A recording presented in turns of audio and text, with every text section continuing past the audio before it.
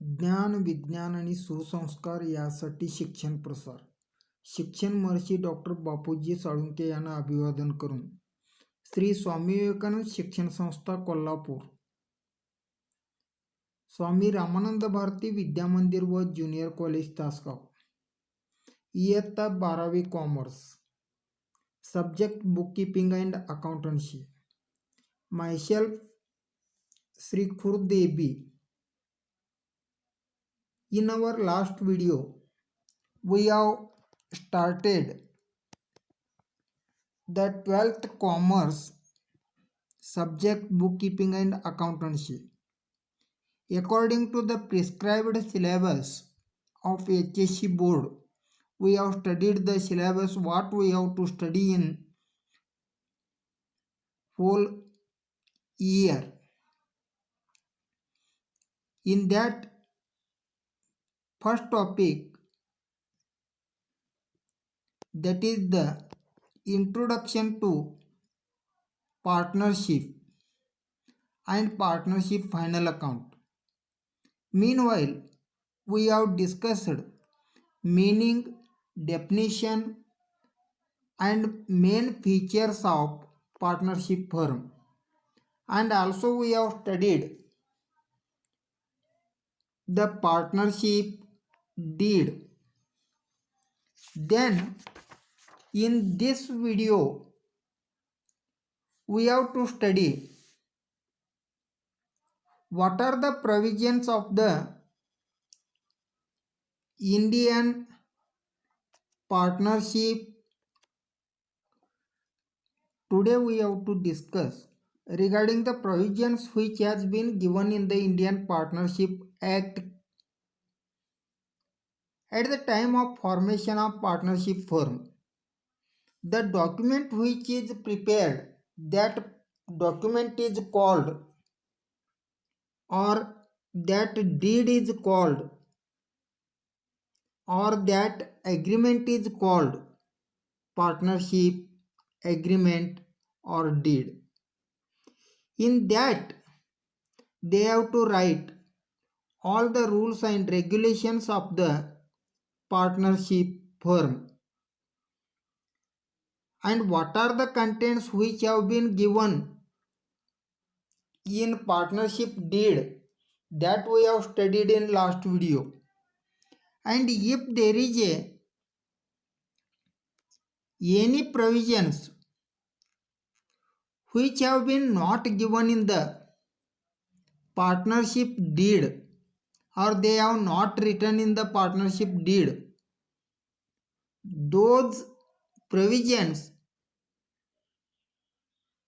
as per the provisions given in the Indian Partnership Act 1932, we have to make the adjustment. In Partnership Act 1932, section number 12 and 17, they are made applicable to determine the some important points regarding the distribution of profits and losses, regarding the interest on drawing, regarding the interest on partners loan, regarding the interest on partners capital, salary or commission to the partners, admission of a new partner. In this way, they have mentioned the 6 provisions how we have to adjust the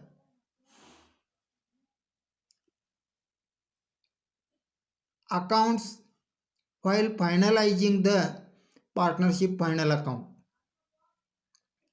Regarding distribution of profit, if there is no any ratio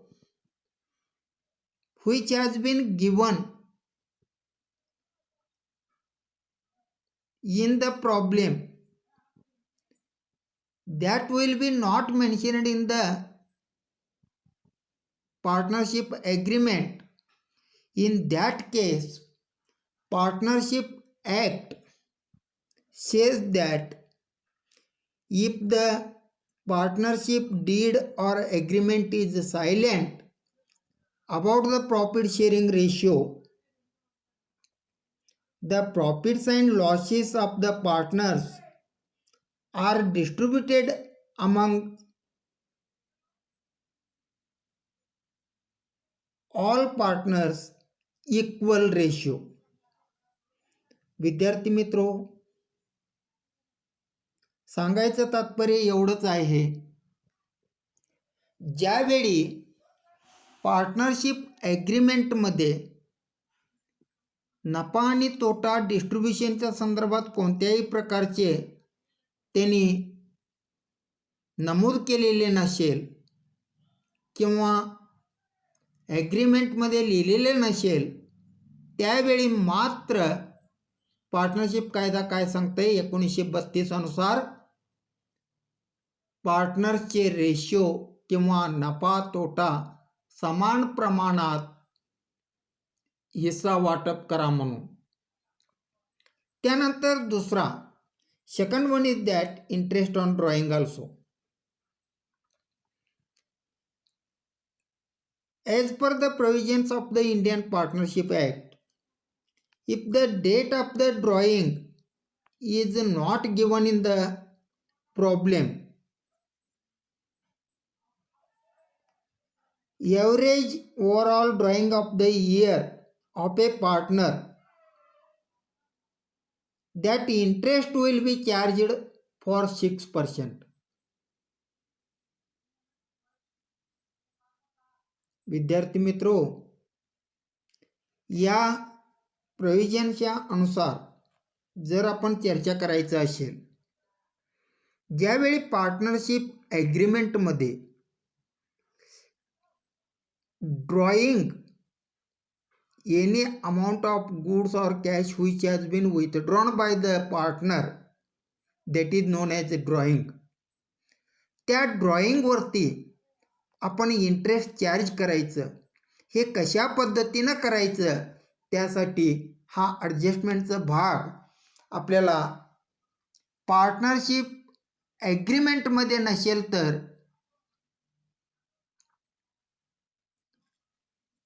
partnership act 1932 मध्ये नमूद केलेले आहे. कशा पद्धतीने हे लक्षात ठेवा.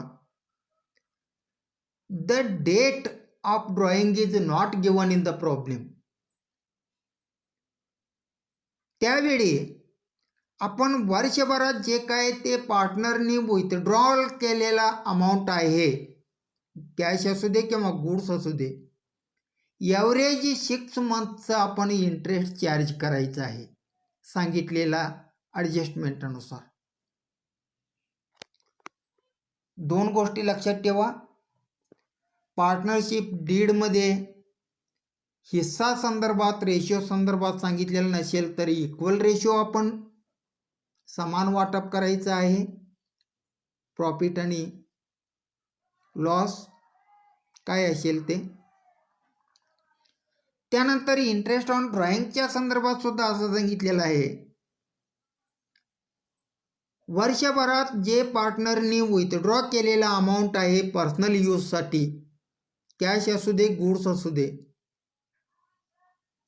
त्याचे सुद्धा आपण 6 महिन्याचे ॲव्हरेज टोटल ड्रॉइंगवरती आपण इंटरेस्ट कॅल्क्युलेशन करून ते ॲडजस्ट करून घ्यायचं आहे अकाउंट फायनलाइज करत असताना.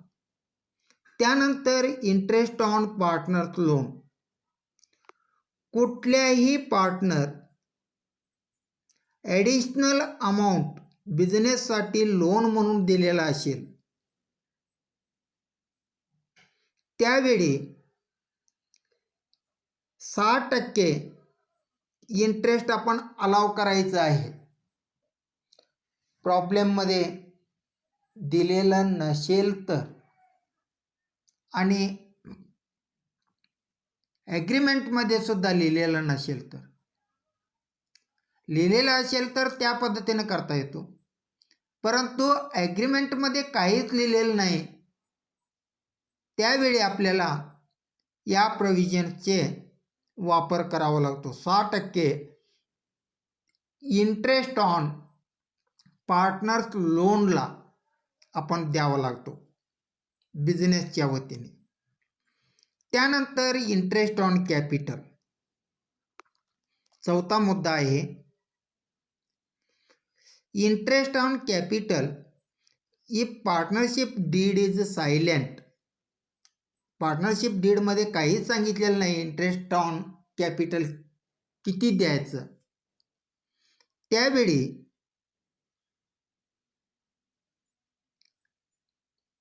Interest is not allowed to partners on their capital. Partnership ॲग्रीमेंटमध्येच लिहिलेलं नाही इंटरेस्ट ऑन कॅपिटल किती द्यायचं आहे, भांडवलावर व्याज द्यायचं आहे काय, हे जर लिहिलेलं नसेल डीडमध्ये, त्यावेळी प्रोव्हिजनमध्ये पार्टनरशिप ॲक्ट 1932मध्ये त्यांनी तरतूद केलेला आहे interest on capital is not allowed. देऊ नका. ॲग्रीमेंटमध्ये लिहिलेलं असेल तरच द्या, नाहीतर देऊ नका, अशा पद्धतीने. त्यानंतर 5वा मुद्दा आहे बघा, salary or commission to the partners. Partnership ॲक्टमध्ये पार्टनर जर बिझनेससाठी काम करत असेल, त्याला पगार देऊ नका, त्याला कमिशन देऊ नका, त्याला कुठल्याही प्रकारचे अलाउन्स देऊ नका, त्याला कुठल्याही प्रकारचे रेम्युनरेशन देऊ नका.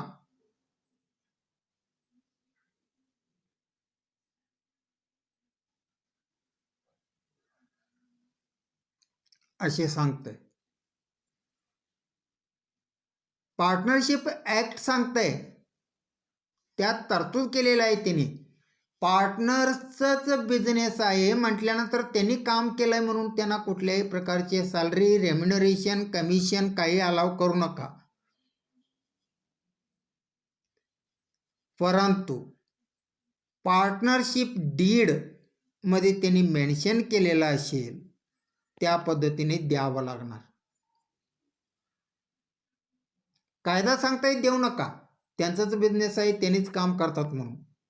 परंतु सगळ्या पार्टनरला जमत नसेल, एखाद्या पार्टनरवर ते काम करण्यासाठी सोपवलेलं असेल, त्याला जर जादा रेम्युनरेशन, कमिशन, सॅलरी देतो म्हटलेलं असेल, त्यावेळी मात्र ॲग्रीमेंटमध्ये लिहिलेलं असेल तर द्यावा लागतो, नाहीतर द्यावा लागत नाही. त्यानंतर 6वा एक प्रोव्हिजन सांगितलेलं आहे, admission of a new partner. आता पार्टनरशिप बिझनेसच आहे म्हटल्यानंतर थर्ड पर्सन, फोर्थ पर्सनला अलाव नाहीच आहे. परंतु तरीसुद्धा ह्या सर्वांच्या संमती असेल, त्यांनी नवीन पार्टनरला ॲडमिशन देऊ शकतात. बघा, इथे दुहेरी अर्थ तुम्हाला सांगत आहे. पार्टनरशिप कायदा काय सांगताय, तुम्ही दोघं असू दे, तिघं असू दे, चालवा लागलाय ना, मग कशाला थर्ड पर्सन किंवा फोर्थ पर्सन पाहिजे तुम्हाला. परंतु सगळ्यांचे संमती असेल तर admission of a new partner आपल्याला बिझनेसमध्ये घेता येतो. हा सुद्धा एक कायदेशीर तरतूद आहे. कायदेशीर तरतुदी कशा संदर्भात दिलेला आहे बाळांनो, इंडियन पार्टनरशिप ॲक्टमध्ये काही प्रोव्हिजन्स म्हणजेच काही तरतुदी असे सांगितलेलं आहे, जर तुमचा ॲग्रीमेंटमध्ये ह्या गोष्टी लिहिलेल्या नसेल तर तुम्ही या पद्धतीने तुम्ही पार्टनरशिप ॲक्ट अनुसार तिथलं तरतुदी तुम्ही फॉलो करावा लागणार. कशा संदर्भात सांगितलेत? डिस्ट्रीब्युशन ऑफ प्रॉफिटच्या संदर्भात. रेशो त्यांनी ठरवून घेतलेला असेल तर त्या पद्धतीने वाटून घेतात. जर ठरवूनच घेतलेला नसेल तर तरचा भाग आहे. If partnership deed is silent त्यावेळचा भाग आहे. त्यावेळी आपण काय करायचं आहे? समान इक्वल रेशो समान पद्धतीने वाटप करायचं आहे. इंटरेस्ट ऑन ड्रॉइंगच्या संदर्भात सुद्धा तसंच आहे. पार्टनरशिप डीडमध्ये लिहिलेलं असेल तर त्या पद्धतीने ॲडजस्ट करावं लागणार आहे, किती टक्के वगैरे काय. आणि पार्टनरशिप डीडमध्येच काय लिहिलेलं नसेल त्यावेळी आपल्याला काय करावं लागणार आहे? 60% आणि ते सुद्धा 6 महिन्यासाठी चार्ज करावा लागणार आहे. डेट तर दिलेले नसले तर एव्हरेज वर्षभरातले 6 महिने आपण गृहीत धरायचे. टक्केवारी किती टक्के ड्रॉइंगवरती आपण व्याज घ्यायचं हे टक्केवारी दिलेले असेल तर त्या पद्धतीने आपण कॅल्क्युलेशन करावं लागणार आहे. आणि इंटरेस्ट ऑन लोनच्या संदर्भात सुद्धा असं बोललेलं आहे. डीडमध्ये काही जर सांगितलेलं नसेल तर 6% त्या पार्टनरच्या लोनला व्याज द्या म्हणून सांगितलेलं आहे. इंटरेस्ट ऑन कॅपिटलच्या संदर्भात काही उल्लेख केलेला नाही आहे प्रोव्हिजन्समध्ये. कायदा म्हणताय देऊच नका, कॅपिटलवर कशाला व्याज द्यायला पाहिजे. जर त्यांनी ॲग्रीमेंटमध्ये तसं लिहिलेलं असेल तर त्याप्रमाणे द्यावा लागणार आहे. ॲग्रीमेंटमध्ये काही लिहिलेलं नसेल तर द्यावा लागणार नाही. आणि पगार, कमिशन, रेम्युनरेशन किंवा कोणत्याही प्रकारचे अलावन्स पार्टनरला द्यायचं नाही म्हणतंय कायद्यामध्ये. भागीदारी कायदा 1932 अनुसार द्यायचं नाही आहे. तरीसुद्धा ह्याने ॲग्रीमेंटमध्ये लिहिलेलं असेल तर त्या पद्धतीने द्यावं लागणार आहे. ॲग्रीमेंटमध्ये नसेल तर द्यायचं नाही, असेल तर द्यायचं. इंटरेस्ट ऑन कॅपिटलच्या संदर्भात, पगार, कमिशन आणि अलावन्सच्या संदर्भात. ॲडमिशन ऑफ ए पार्टनरच्या संदर्भात सुद्धा असंच आहे. आज दोघंजण तुम्ही चालवा लागलाय म्हटल्यानंतर तिसऱ्या व्यक्तीचं काय काम आहे तिथं? ॲडमिशन घेऊ नका, परंतु दोघांचं संमती असेल तर घ्या असं कायदा सांगते. In this way we have to study the provisions of the Indian partnership. Now we have to study the methods of capital. बाळांनो, 11वीला काही नाही म्हटलं तरी सुद्धा तुम्हाला कॅपिटल म्हणजे काय एवढं तर माहीत आहे. पार्टनरशिप बिझनेसमधलं कॅपिटल, त्या कॅपिटल अकाउंट आपण कशा पद्धतीने मेंटेन केला जातो एवढंच भाग आपण जाणून घ्यायचं आहे. आता कॅपिटल अकाउंट मेंटेन करण्यासाठी इथं 2 मेथड त्यांनी दिलेलं आहे. एक फिक्स्ड कॅपिटल मेथड आणि दुसरा आहे ते फ्लक्च्युएटिंग कॅपिटल मेथड. आतापर्यंत तुम्हाला बऱ्याच गोष्टी बोललेल्या आहे. वर प्रोव्हिजन्समध्ये बऱ्याच गोष्टी सांगितलेल्या आहे. जवळजवळ 6 मुद्दे तिथं सांगितलेले आहे किंवा 5 मुद्दे सांगितलेले आहे. हे जे काही आपण distribution of capital, interest on drawing, interest on partners loan, interest on capital, salary, commission to the partners, remuneration to the partners, आपण ज्या गोष्टी हे म्हणतो हे सगळे त्यांचे कॅपिटलमध्ये जमा करायचं असतो किंवा त्यांचं कॅपिटलमध्ये डेबिट करायचं असतो.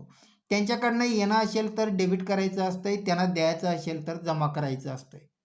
Credit, debit. मग हे कॅपिटल अकाउंट त्यांनी कशा पद्धतीने मेंटेन केले जातात हे सगळे बॅलन्स शीट तयार करण्यापूर्वी आपण हे सगळे कॅपिटल अकाउंट ॲडजस्ट करून घ्यायला पाहिजे. हा महत्त्वाचा भाग आहे इथं. आता कॅपिटल अकाउंट ॲडजस्ट करण्यासाठी तिथं त्यांनी 2 मेथड दिलेलं आहे. एक फिक्स्ड कॅपिटल मेथड आणि दुसरा फ्लक्च्युएटिंग कॅपिटल मेथड. साधे सोपे गोष्ट आहे, समजून घ्यायचं इथं. फिक्स्ड कॅपिटल मेथड म्हटल्यानंतर त्या कॅपिटल मेथडमध्ये त्याचं कॅपिटल फिक्सच असतंय, त्यामध्ये काही कमी जास्त होत नाही. हे फिक्स्ड कॅपिटल मेथड झालं. आणि फ्लक्च्युएटिंग कॅपिटल मेथडमध्ये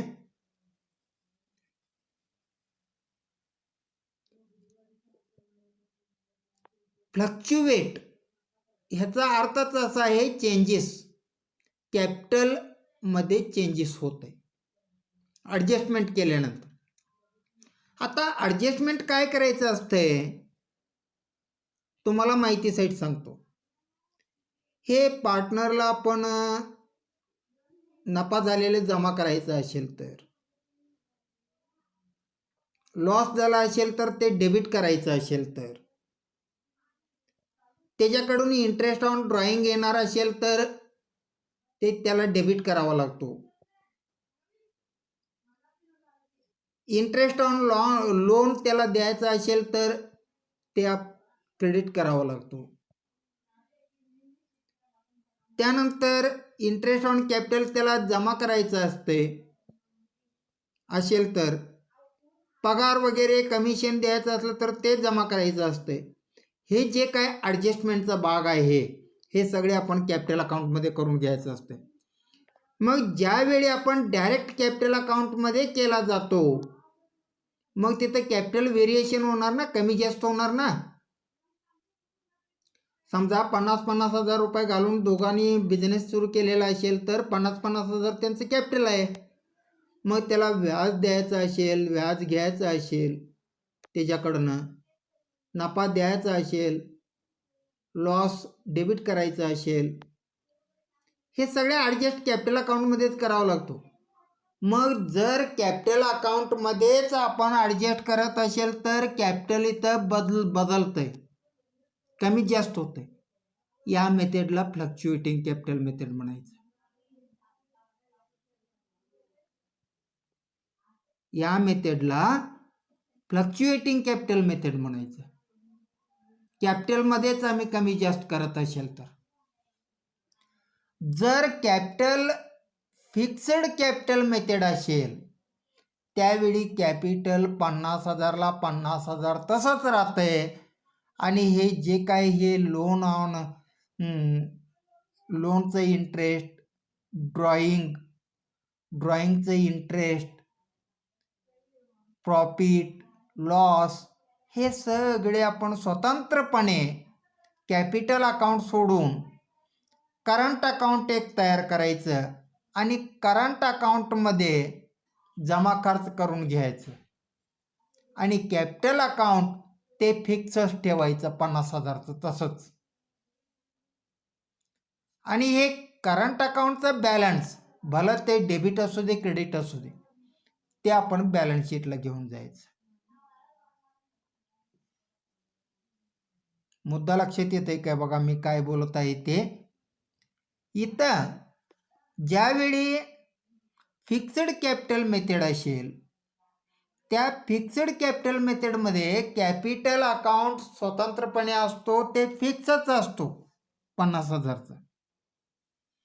म्हणजे काय असेल ते त्याने किती कॉन्ट्रीब्यूट केलेलं असतात तेवढं, त्यामध्ये काही बदल होत नाही या ॲडजस्टमेंटमुळे. कोणत्या ॲडजस्टमेंटमुळे? इंटरेस्ट ऑन ड्रॉइंग असेल, goods taken by the partner असेल, इंटरेस्ट ऑन कॅपिटल असेल, इंटरेस्ट ऑन पार्टनर्स ड्रॉइंग असेल, सॅलरी कमिशन त्याला द्यायचं असेल, तसेच प्रॉफिट ऑर लॉस असेल, हे सगळे आपण त्या पार्टनरच्या करंट अकाउंटमध्ये हे डेबिट क्रेडिट करून घ्यायचं आहे. आणि कॅपिटल अकाउंटमध्ये काही आपण हात सुद्धा लावायचं नाही, ते फिक्सच असणार आहे. कॅपिटल स्टार्टिंगला त्यांनी गुंतवणूक केलेली. या मेथडला आपण काय केला जातो? फिक्स्ड कॅपिटल मेथड म्हटला जातो. त्या नावावरूनच आपल्याला लक्षात येते. जर कॅपिटल फिक्स असेल, त्यामध्ये कुठल्याही प्रकारची आपण ॲडजस्टमेंट करत नसेल, डेबिट क्रेडिट करत नसेल, स्वतंत्रपणे करंट अकाउंट ओपन करून त्यात डेबिट क्रेडिट करत असेल, या मेथडला आपण काय म्हणायचं? फिक्स्ड कॅपिटल मेथड म्हणायचं आहे. जर कॅपिटलमध्येच सगळं आपण डेबिट क्रेडिट करत जातो, मग तिथं फ्लक्च्युएट होतं आहे, कॅपिटल कमी जास्त होत जातं आहे. कारण असं आहे, जर 50,000 त्याचं कॅपिटल असेल, नफा जमा केल्यानंतर ते वाढणार, लॉस डेबिट केल्यानंतर ते कमी होणार, इंटरेस्ट ऑन ड्रॉईंग त्याला डेबिट केल्यानंतर कमी होणार, इंटरेस्ट ऑन कॅपिटल त्याला जमा केल्यानंतर वाढणार. असे फ्लक्च्युएट होते रे बाळ. फ्लक्च्युएट होतंय की नाही, त्या कॅपिटल मेथडला आपण फ्लक्च्युएटिंग कॅपिटल मेथड म्हणतो. आणि जर फिक्स्ड कॅपिटल मेथड जर आपला असेल, त्यावेळी मात्र आपण काय करायचं आहे? Capital account as it is fix ठेवायचं आहे. त्यानंतर जे काय हे ॲडजस्टमेंटचे भाग आहे ते करंट अकाउंट्स स्वतंत्रपणे ओपन करून त्या करंट्स अकाउंटमध्ये घ्यायचं आहे. म्हणून ह्या दोन मेथड ऑफ कॅपिटल बिझनेसमध्ये वापर केले जातात. त्यांनी कुठल्याही मेथड वापर केलेला असू दे, ते आपल्याला लक्षात येते प्रॉब्लेम बघितल्यानंतर. हा फिक्स्ड कॅपिटल मेथड आहे काय फ्लक्च्युएटिंग कॅपिटल मेथड आहे? कारण सांगतो तुम्हाला, जर करंट अकाउंटचं बॅलन्स शीट त्यांनी दिलेलं असेल, त्यावेळी ते फिक्स्ड कॅपिटल मेथड आहे म्हणायचं. कॅपिटल फिक्स आहे आणि बॅलन्स शीट सगळे करंट अकाउंटमध्ये ॲडजस्ट करायचं आहे. जर काही करंट अकाउंटचं बॅलन्स दिलेलं नसेल, त्यावेळी हा फ्लक्च्युएटिंग कॅपिटल मेथड आहे म्हणून ओळखायचं. साधी सोपी गोष्ट आहे, काही अवघड नाही. त्यानंतर एक महत्त्वाचा भाग, fixed capital method and fluctuating capital method, या पद्धतीने आपल्याला इथं जर्नल एंट्रीजसुद्धा तुम्हाला माहितीसाठी दिलेलं आहे बघा. जे आपण 6 महत्त्वाचे ॲडजस्टमेंट करायचं आहे त्याच्या संदर्भात सांगितलं. तुम्हाला काय म्हटलं मी? इंटरेस्ट ऑन कॅपिटल, पार्टनरला आपण इंटरेस्ट ऑन कॅपिटल द्यायचा असेल तर एंट्री कसा पास केला जातो? Interest on capital account debit to partners current account किंवा capital account. Fixed capital method असेल तर करंट अकाउंटला, आणि फ्लक्च्युएटिंग कॅपिटल मेथड असेल तर पार्टनर्स कॅपिटल अकाउंटला क्रेडिट करायचं. त्यानंतर तेच एंट्री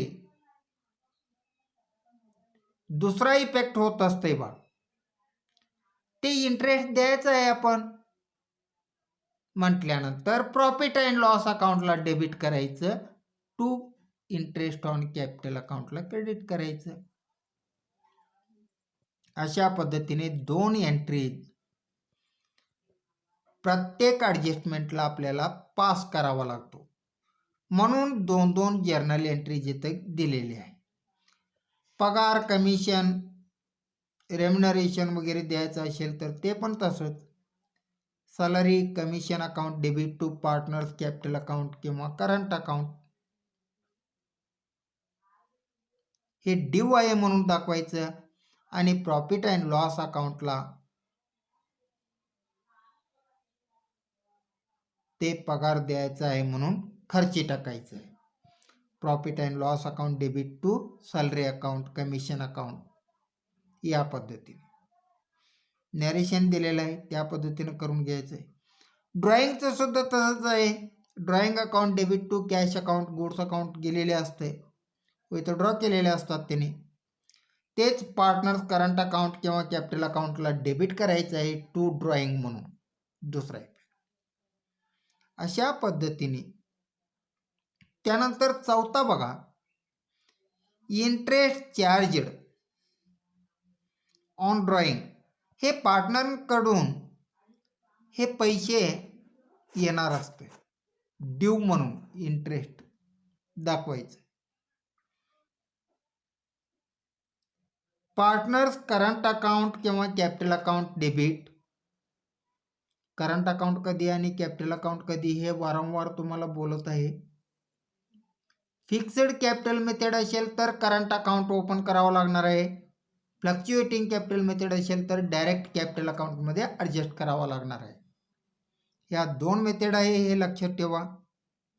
म्हणून तिथं ऑब्लिक ऑब्लिक म्हणून दिलेलं आहे, करंट अकाउंट किंवा पार्टनर्स कॅपिटल अकाउंट म्हणून. त्यानंतर पार्टनर्स करंट अकाउंट किंवा कॅपिटल अकाउंटला टू इंटरेस्ट ऑन ड्रॉइंग म्हणून डेबिट करायचं आहे. त्यानंतर प्रॉफिट अँड लॉस अकाउंटला ते क्रेडिट करायचं आहे दुसऱ्या एंट्रीमध्ये. Interest on drawing account debit to profit and loss account म्हणून. त्यानंतर नेट प्रॉफिट, नेट लॉस हे सुद्धा डिस्ट्रीब्युशन करायचं असते. प्रॉफिट असेल तर पार्टनर्स कॅपिटल अकाउंट किंवा करंट अकाउंटला जमा करायचं असते. Profit and loss account debit to partners current account capital account म्हणून हे ट्रान्सफर करायचं आहे. फिक्स्ड कॅपिटल मेथड असेल तर पार्टनर्स करंट अकाउंटला ट्रान्सफर करायचं आहे. फ्लक्च्युएटिंग कॅपिटल मेथड असेल तर कॅपिटल अकाउंटला ट्रान्सफर करायचं आहे. त्यानंतर तेच लॉस असेल तर त्या पार्टनर्स करंट अकाउंट किंवा कॅपिटल अकाउंटला डेबिट करायचं. Loss transfer to partners current account किंवा कॅपिटल अकाउंट म्हणायचं. या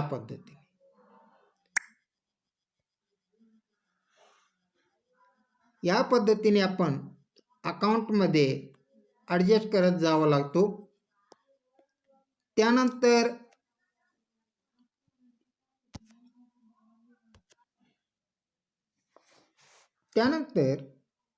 फ्लक्च्युएटिंग कॅपिटल मेथडमध्ये सुद्धा आपल्याला कॅपिटल अकाउंटमध्येच हे सगळे ॲडजस्ट करायचं आहे म्हणून बोललेलं आहे.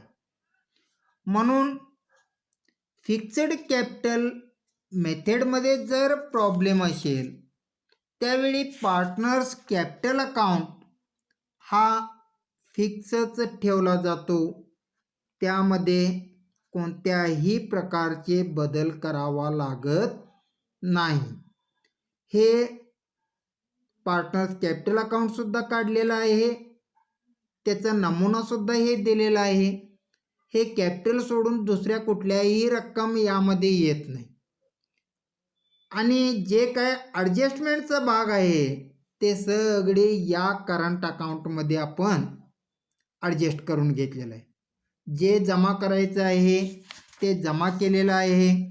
ओपनिंग बॅलन्स, डेबिट बॅलन्स असेल तर करंट बॅलन्सचे ओपनिंग डेबिट बॅलन्स घ्यायचं. क्रेडिट बॅलन्स असेल तर क्रेडिट बॅलन्स घ्यायचं. इंटरेस्ट ऑन कॅपिटल जमा करायचं. सॅलरी जमा करायचं. कमिशन जमा करायचं. प्रॉफिट असेल तर जमा करायचं क्रेडिट साईडला.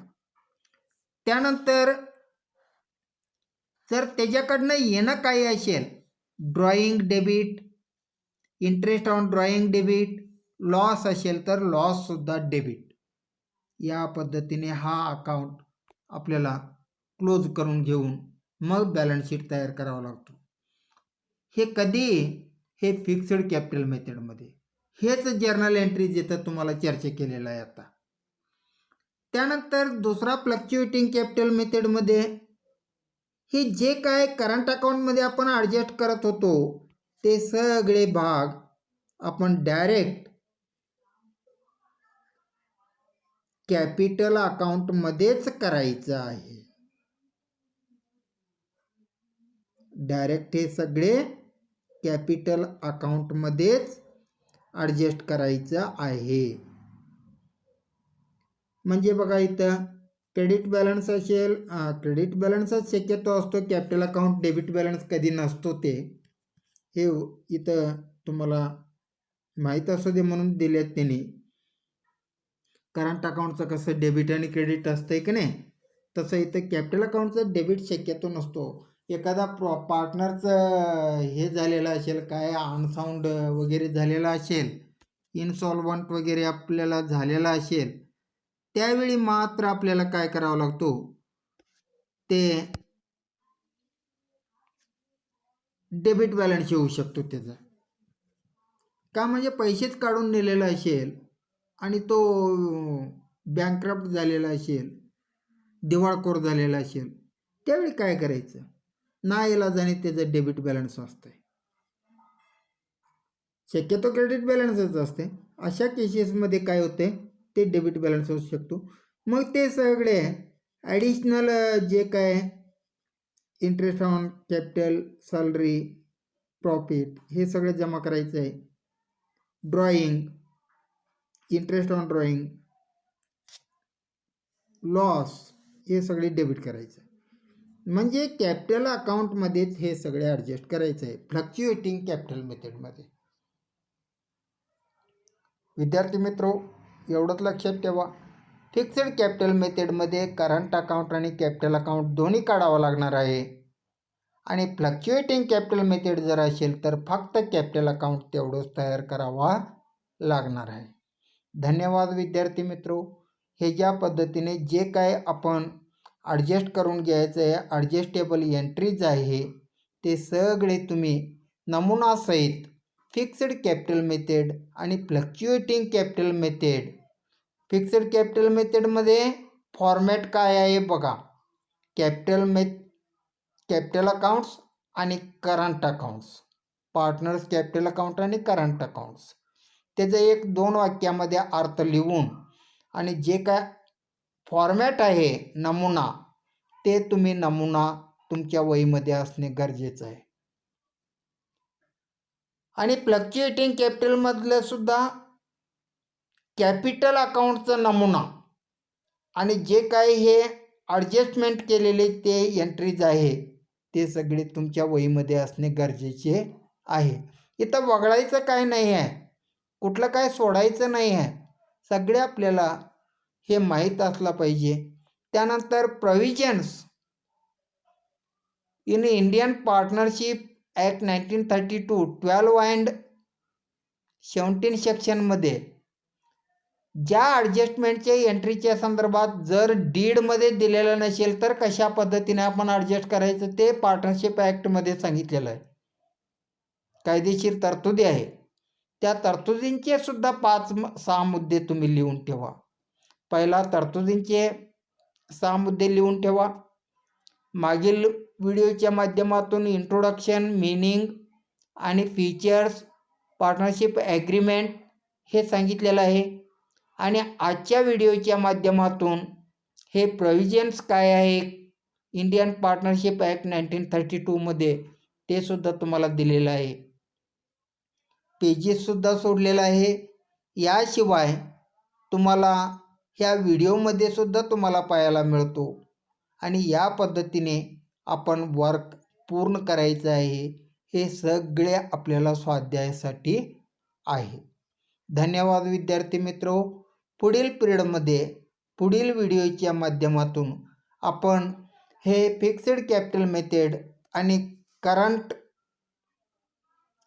अकाउंट्स कशा पद्धतीने ओपन केले जातात आणि फिक्स्ड कॅपिटलमध्ये कॅपिटल अकाउंट स्वतंत्रपणे कसं काढले जातात आणि फ्लक्च्युएटिंग कॅपिटल मेथडमध्ये कशा पद्धतीने ते ओपन केले जातात, हे छोटासा एक प्रॉब्लेमच्या माध्यमातून आपण सोडवायचं आहे.